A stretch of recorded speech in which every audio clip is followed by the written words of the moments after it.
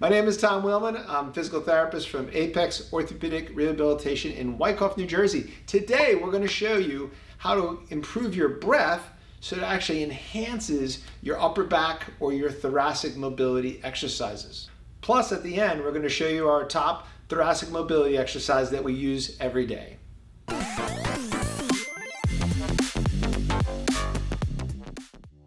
And please, at the end, if you really enjoyed the video, you got a lot from it, please like and subscribe and turn on those notifications so you know the next time we're going to have a video that we publish for you guys.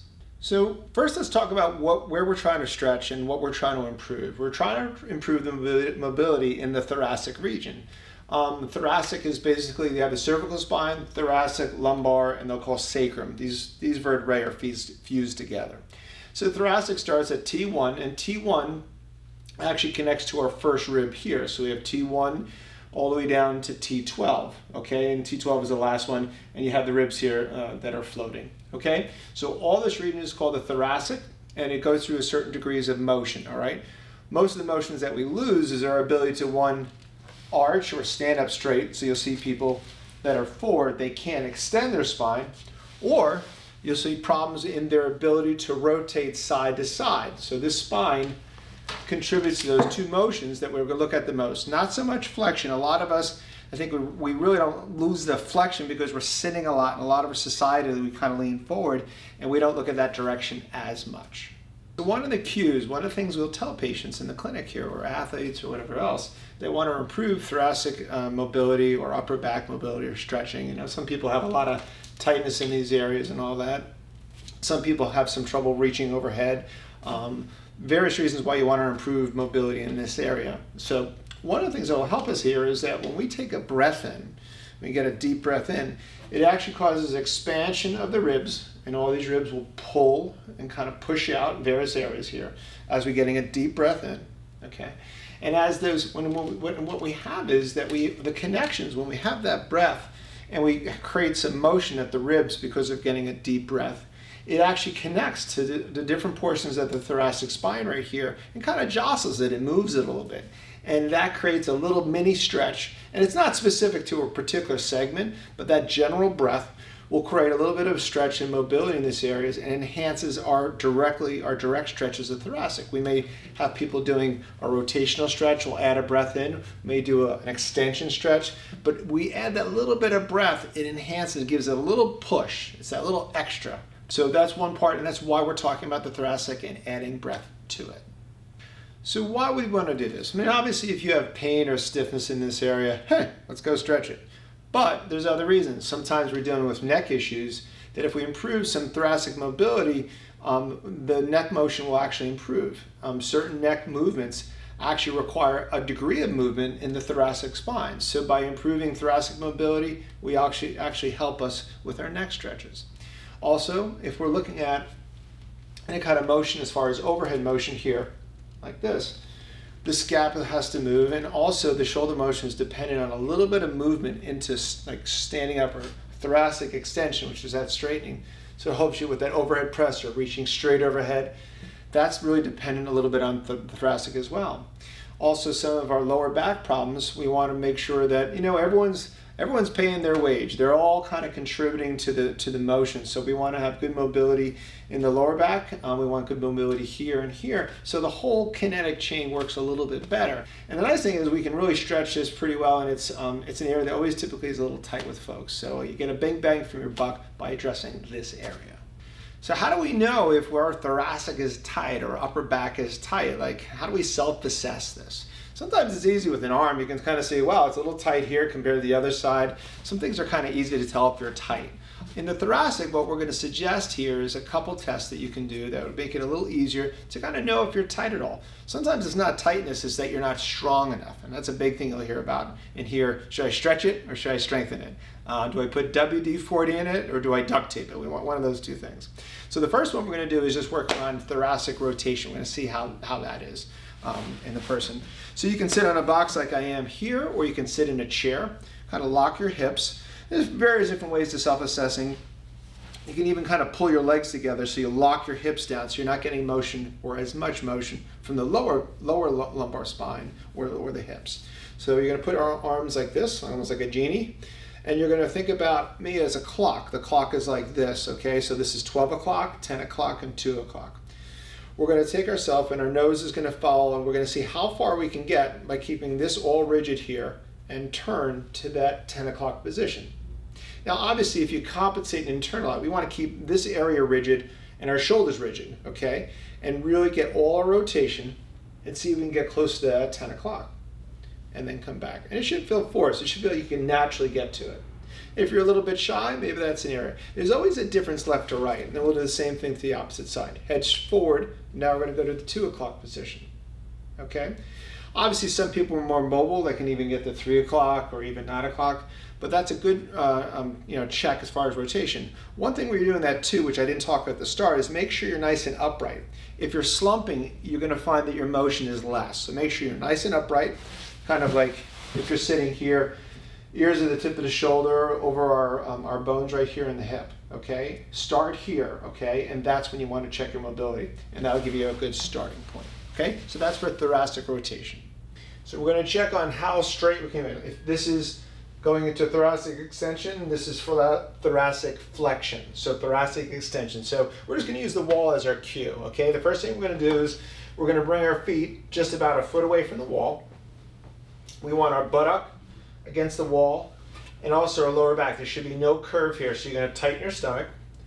Your upper back should be against the wall, this area right here. And then we're going to pull our chin in, so the back of our head. So I don't have any loss of motion here, okay?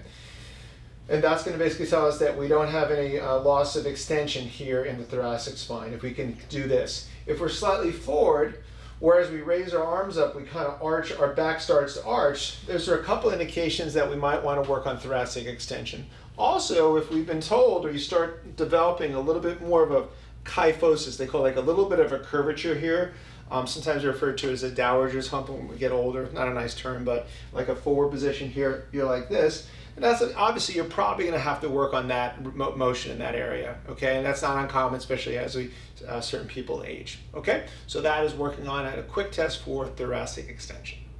So when we can incorporate good breathing techniques, we have to make sure we're getting the breath in the right areas. So we're going to break it up into 3 zones, okay? We're going to talk about chest, belly, and ribs. Okay, so we're going to focus on those 3 areas, and you can do like a self-assessment to kind of make sure you're getting a full breath prior to doing incorporating this into your thoracic mobility and upper back stretches. Okay, so the first thing we're going to do is we're going to focus on where the breath is coming from or where it's going, where we should feel like we're getting motion or any kind of movement. Okay, so we're going to start at the belly. So you're going to put your hands here in the belly.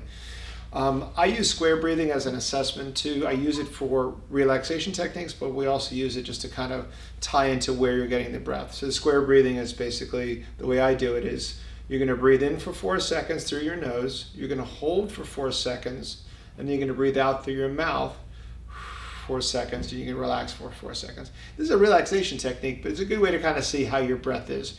You don't want to rush it, or it'll be tough for you to find out if you're getting the motion in the right area. So when we're doing our belly breath, which is kind of, so nice and tall first, because if we kind of collapse here, we collapse our lungs. So first thing, good posture, just like when we were doing when we're checking our motion. Okay, so hands together. This is the rib line here, maybe right over the belly button and region. So you're going to breathe in. 4 count, hold for 4 count, kind of feel where that breath is, making sure you're getting that belly out. Now breathe out through your mouth. 1, 2, 3, 4, and relax. 1, 2, 3, 4. Now you don't have to do the relaxation phase if you don't want it, because you're just trying to focus on getting the breath, not worrying about relaxing. If you want to add the relaxation component and do it separately, you can do that. So let's do that again. So you're going to breathe in for 4, hold for 4 seconds, and breathe out. 1, 2, 3, 4. So that's our belly. So we're going to start from the belly. That's the first part. Okay, are we getting that real expansion into our hands? Or are we doing more of a shallow breath that's just in our chest? So the next one, we're going to move to the sides, which is probably one we don't think about as much. Hands at our side like so. Or you can even reach it across like this. I find it a little better here because I don't want to block our motion here. Because ultimately we want the full area of breath. These 3 zones should be coming together all at once. okay? So now the lateral breaths, we want to feel like we're getting expansion this way, okay? It's not a lot, but it should feel like you're pushing out somewhat, okay? As we get older, we're probably going to get less motion in different types of people that have different types of problems. They may have more or less of this, but you want to feel at least a little pushing out. So let's do that same breathing in. And you can even see my ribs are coming out a little bit to the side. We're going to do that 4, 4, 4, and 4. So we're going up, breathing in for 4 seconds through our nose, hold for 4, and breathe out. And then relax. And you want to feel that motion through that area. The last thing we're going to do is we're going to do our chest. The last zone is our chest. You can put your hands like so, just so you're right about here. Breathe in, same idea, through our 4 seconds. I think we know the trick already. We get that at 4, 4, 4, and 4. And allow that good breath in. A lot of us do a lot of shallow breathing, so this part is not nearly the one that we have to focus on for most people. It's more the lateral, look at the ribs, and also our belly breath, okay? Those are the 2 ones I want you to really get that good deep breath, and you should feel like you're getting motion through there.